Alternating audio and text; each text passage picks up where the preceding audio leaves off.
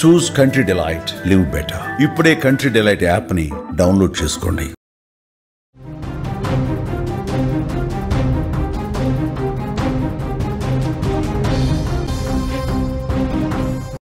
కూకట్పల్లిలో కసాయి తండ్రికి కఠిన శిక్ష పడింది. వాడు కసాయి తండ్రి కాదు, ఎంత దుర్మార్గమైనటువంటి తండ్రో ఈ స్టోరీ చూస్తే మీకు అర్థమవుతుంది. 2 సంవత్సరాలుగా సొంత కూతురిపై అత్యాచారం చేసిన వెధవ 2022 నుంచి 24 వరకు ఈ అఘాయిత్యం చేశాడు. బాలిక తల్లికి విషయం తెలిసింది. ఫిర్యాదుతో ఈ కేసు వెలుగులోకి వచ్చింది. పోక్సో చట్టం కింద నిందితుడికి జీవిత ఖైదు పడింది. బాధిత బాలికి 10 లక్షల రూపాయలు పరిహారం కూడా ఇవ్వాలని కోర్టు చెప్పింది. సమాజంలో మన కళ్ళ ముందు ఎంతటి దారుణాలు జరుగుతున్నాయండి. రోజు మనం వార్తలు చూస్తుంటాం. ఇలాంటి నీచ నికృష్టమైనటువంటి వెధవలు ఉంటే ఈ సమాజం ఇంకెప్పుడు బాగుపడుతుంది అన్న ఆలోచన కలుగుతోంది. కొన్ని సంఘటనలు విన్నప్పుడు మన గుండె ఒక్కసారిగా బరువెక్కిపోతుంది. తాజాగా కన్న కూతురిపై ఒక తండ్రి చేయకూడని అఘాయిత్యం చేసి తండ్రి అన్న పదానికి ఒక మచ్చ తీసుకొచ్చాడు వెధవ, ఒక మచ్చ తీసుకొచ్చాడు దుర్మార్గుడు. అలాంటి దుర్మార్గుడికి న్యాయస్థానం తగిన బుద్ధి చెప్పింది. న్యాయస్థానం అతడికి జీవిత ఖైదు విధించింది. మానవత్వం సిగ్గుపడేలా, సభ్య సమాజం తలదించుకునేలా చేసిన ఈ నరరూప రాక్షసుడికి న్యాయస్థానం సరైన న్యాయమే చేసింది. విషయం ఏంటంటే, జగద్గిరి గుట్టలో నివాసం ఉంటున్న అనిల్ గౌడ్ 34 ఏళ్ళు. వీడికి సొంత కూతురును కూడా వదలలేదండి. సొంత కూతురుని చెరబట్టాడు వెధవ.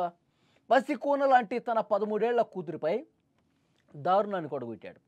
2022 నుంచి 24 వరకు 2 సంవత్సరాల పాటు ఆ బాలిక మీద కన్న తండ్రి ఒక విష సర్పంలా మారి పలుమార్లు లైంగిక దాడికి పాల్పడ్డాడు. కంటికి రెప్పలా కాపాడుకోవాలి కదా కన్న తండ్రి అంటే. కంటికి రెప్పలా కాపాడుకొని ఆమెకి ఏ కష్టం వచ్చినా నేనున్నా బిడ్డ అంటూ ఆయన అలా చూసుకోవాలి, అపురూపంగా చూసుకోవాలి.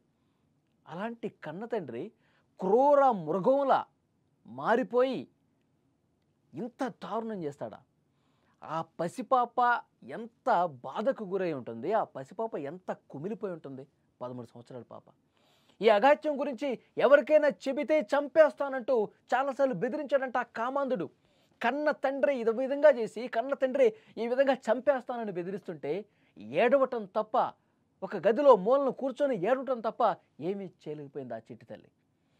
చివరికి ఒకరోజు తల్లికి విషయం తెలిసిపోయింది. షాక్ అయిపోయింది. వెంటనే ఒక్క నిమిషం కూడా లేట్ చేయకుండా డైరెక్ట్గా పోలీస్ స్టేషన్కి వెళ్ళి ఆ వెధవ మీద, ఆ పనికిమాలిన వెధవ మీద కేసు పెట్టింది. భర్త తర్వాత చిన్న పాపని, కన్న కూతుర్ని కన్న తండ్రి ఈ విధంగా చేస్తే ఆ తల్లి గుండె పగిలినంత పని అయిపోయింది. వెంటనే పోలీస్ స్టేషన్కి వెళ్ళి ఆ దుర్మార్గుడిని చంపేయండి అని కూడా పోలీసుల దగ్గరికి వెళ్ళి కంప్లైంట్ చేసింది. ఫిర్యాదు అందుకున్న వెంటనే జగద్గిరిగుట్ట పోలీసులు కేసు నమోదు చేశారు. ఈ కేసును అప్పటి SHO ఉన్నటువంటి క్రాంతి కుమార్ ఒక ఛాలెంజ్గా తీసుకున్నాడు. పోలీసులు కూడా ఎంత సీరియస్గా పనిచేశారు చూడండి. నిందితుడు అనిల్ గౌడ్ను అరెస్ట్ చేశారు. వెంటనే జ్యుడిషియల్ కస్టడీకి తీసుకెళ్లారు.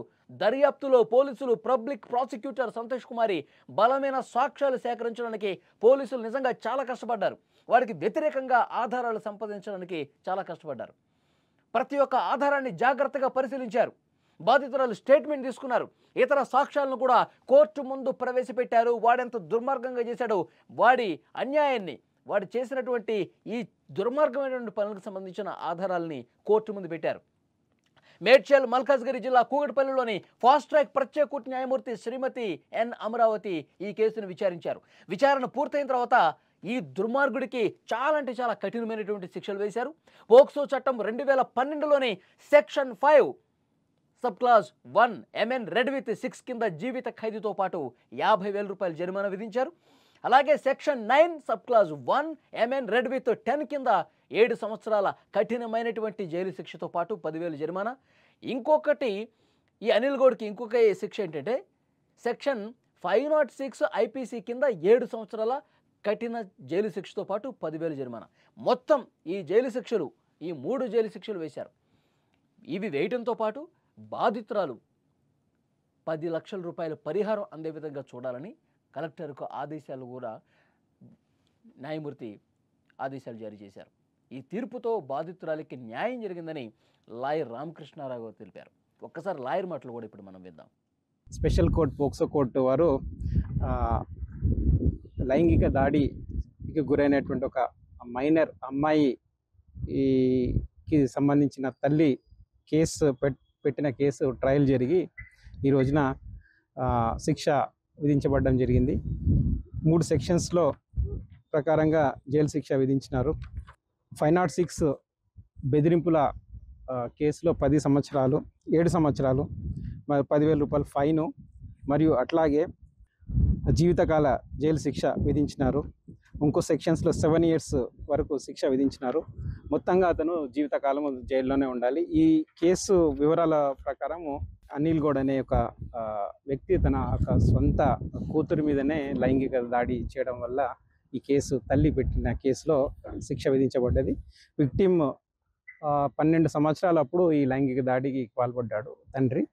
14 ఏళ్ళు వచ్చే వరకు కూడా ఇది కొనసాగించినాడు. దీని మీద పోలీసు వారు శిక్ష ఛార్జ్షీట్ వేసినారు వివిధ సెక్షన్స్లో. కోర్టు వారు ట్రయల్ చేసి శిక్ష విధించడం జరిగింది. దీంట్లో విక్టిమ్కి 10 లక్షల రూపాయలు కంపెన్సేషన్గా కూడా కోర్టు వారు ఇవ్వడం జరిగిందండి.